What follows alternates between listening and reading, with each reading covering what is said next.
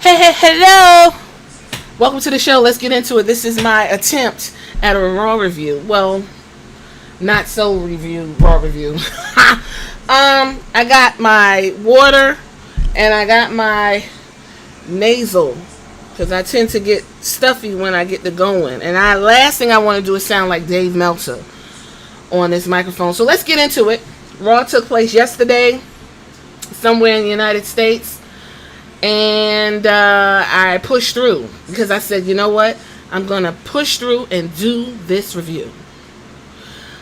The show started out with Rhea Ripley. She called out Dominic Mysterio. Everybody was ready to see her. She had her black tight pants on, her thick ass boots, her Joker makeup, booty popping, shoulders broad and strong.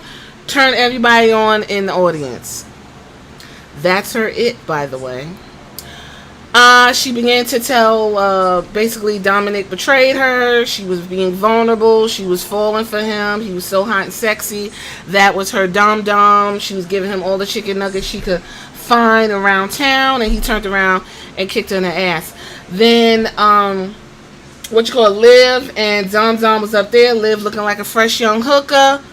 Like a runaway kid who got caught up in the sex trafficking situation, and Dom looks like the guy who would kidnap a girl and put her in the sex trafficking. He does, especially with that mustache. He went on to tell Rhea Ripley, listen, this bitch got the better chicken nuggets. She got the better chicken nuggets and her shoulders aren't as broad. So I went ahead and said, let me give it a shot. The bitch is bringing in the money. So he left her. This segment went on a little bit too long. Rhea started, blubbering and babbling about nothing. She forgot what to say because once a person says, and you already know. So then she got the what treatment. What? And then at one point, Bisexual Undertaker was up there. They turned around like, oh, someone's behind us. Liv Morgan ran away. Dom got caught up with Damian Priest. Now, I'm going to give it to Rhea Ripley because I don't know how fast this bitch was able to get out that ring and behind fucking Liv Morgan because she was on her ass. And if you see the clip that's floating around, they done ran all the way. I think they said they run into Germany. So that part was fun. The backstage stuff is always fun. So that wrapped that up. Then we went smoothly into Damian Priest featuring. I promise you, there's no liquor in this water.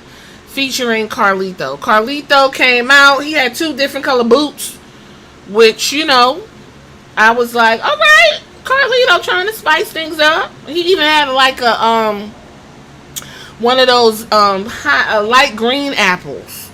So he had a sweet tooth that night. They went on and had a match. It was cool. Then Damian Priest and Rhea Ripley were hugging. Dominic decided he was going to jump on them.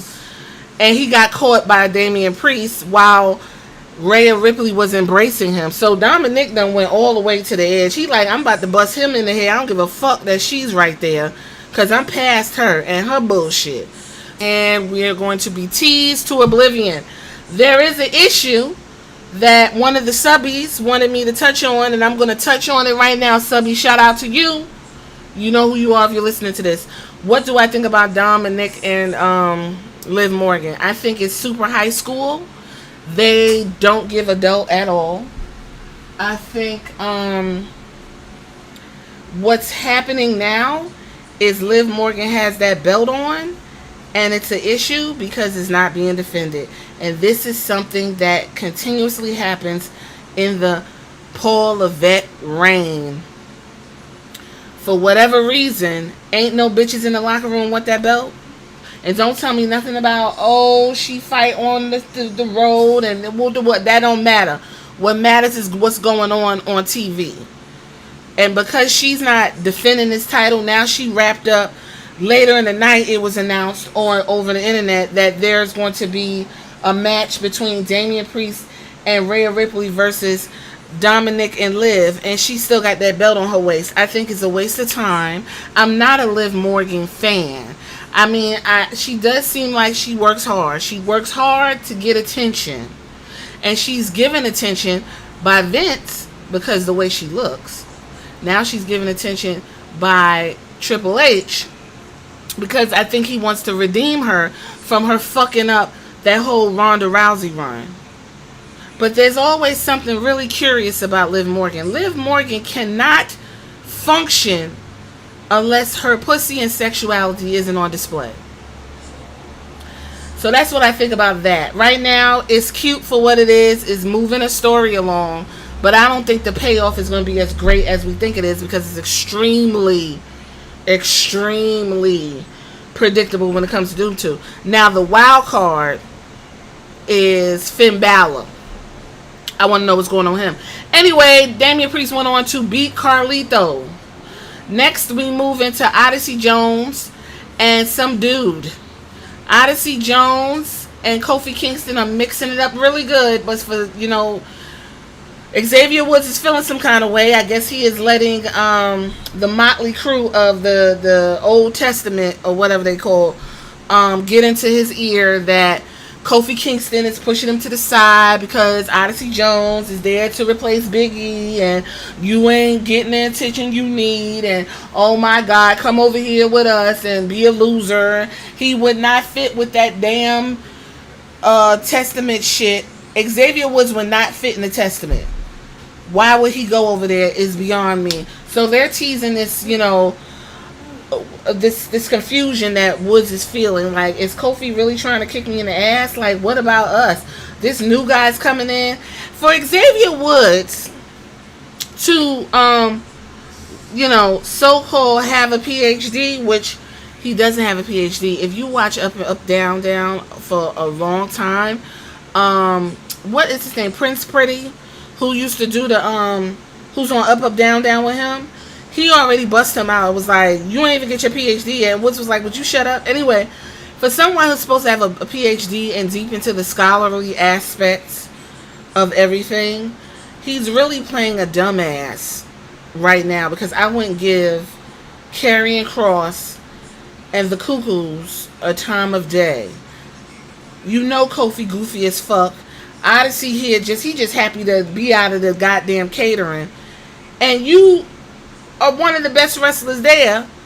You could just pull Kofi to the side. Look, you two do tag team. I'm going after the front one. I'm going after the main title. And everything will be cool. But you about to get wrapped up with this bullshit. Now, y'all do know Xavier Woods got a thing for white gals and videos. So he better, Karrion Kross better watch out for Scarlett, because we don't want another Paige situation. Hey! Next on the thing, Odyssey Jones beat that guy. I like the way they booking Odyssey Jones. He's coming out like a juggernaut. That is how Jade Cargill should be booked. But that's a whole different thing. You go listen to that podcast. American Made defeated Alpha Academy. American Made is Chad Gable's new stable. I didn't see Chad Gable. If he was there, y'all let me know. But they showed Chad Gable. Oh, he was in Paris for the Olympics. Okay, great. It was a fun match. Alpha Academy did the best they could. The reason why they lost is because that little pit bull was beating on Maxine Dupree. Now, I just got to point out, every time I see it, Maxine Dupree has a fantastic body. Do you hear what I'm saying? Everything that bitch put on looks good. She has a fantastic body. She sold the little pit bull choking her out on the table. That distracted Otis and Akira Tozawa. They end up getting rolled up. And there was a lot of holy shit, and Otis got to do the worm. Otis is over. One of the subbies asked me to speak on Tozawa and Otis. I'm going to do that right now. Tozawa, in my opinion, deserves a lot more than being the goofy little Chinese man, Asian man, doing that little stupid dance that he did with Woods in them. Tozawa, because he's a small guy, he's used for the big spots. You could throw him all over the place. I really wish, if you're not going to have the cruiserweight division come back, I wish they would put him in a cruiserweight division within the system of mid-card, middle card, or whatever the case may be. Because Tozawa, he put effort into his look. He moves great across the ring. He's a great hand. You can put him anywhere. Let's not let this guy go to waste. Otis is over.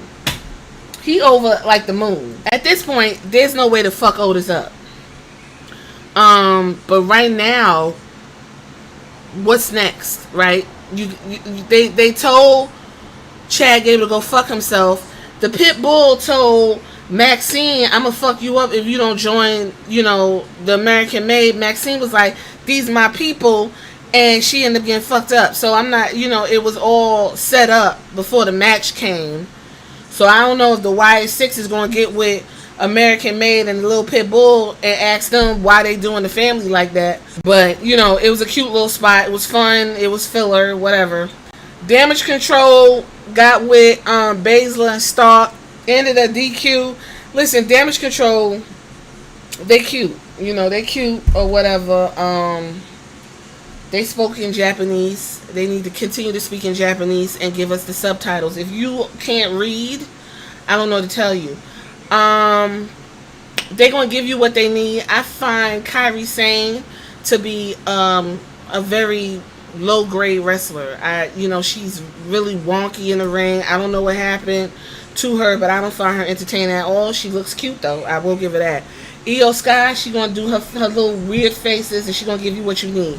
The thing is, no one won this match. The Unholy Union decided to get in the match and fuck everything up. So I'm assuming it's going to be some type of triple threat against Sonya Deville, Zoe Stark, and Shayna Baszler, who are now known as the Pure Fusion Collective. Now, let me tell you something. And I think this is my theory, because that name is stupid, but the first thing that popped into my mind was Steven the Universe. Now, if you watch Steven in the Universe, when there's this thing that they call fusions, and everybody fuses together to become different gems, and they do all this stuff. Now, I'm not all that great and versed in Steven the Universe. I just liked it because it was a fun cartoon. But they were fused. And Garnet had this one fuse that was really interesting, where the little fat one, who was like a cloudy white, Garnet would do her voguing, and then at one point she would open her legs, and the fat one, the fat gem, would run into her vagina, run right into her cooch, and then they would fuse into this whole nother type of being. And that went on throughout the whole Steven Universe. It was always like a dance between the girls, and it was like really homoerotic, and it was fusions, because even Steve and the other dude that played the guitar, they had a fusion. Okay, that I think is where they got the Pure Fusion Collective. And that's cool and all, but the name is terrible. What I think they should have named them was, this is the name I think they could have came up with. They should just call themselves the Big Dick Crew, and it would have been all the BDC. And everybody be like, what's the BDC? The Big Dick Crew. You got Becky Lynch is the man. You got the Bang Bros with Drew McIntyre and what's his name? Sheamus. The Bang Bros. Why you can't have the Big Dick Crew? That would have been off the chain. But that's just me. Anyway, it was a disqualification. I don't know what's going to happen with that. And whoop-de-whoop-de-whoop, whatever. Randy Orton and Gunther had a very boring conversation. They would have been better off just kissing in the middle of the ring, because ain't nobody care. And Gunther is a little bit delusional, because the shit he was talking about was stupid. And Randy could have just came back and been like, man, listen, I've been doing this since I was 26, and you was somewhere fat. So just like relax your nuts.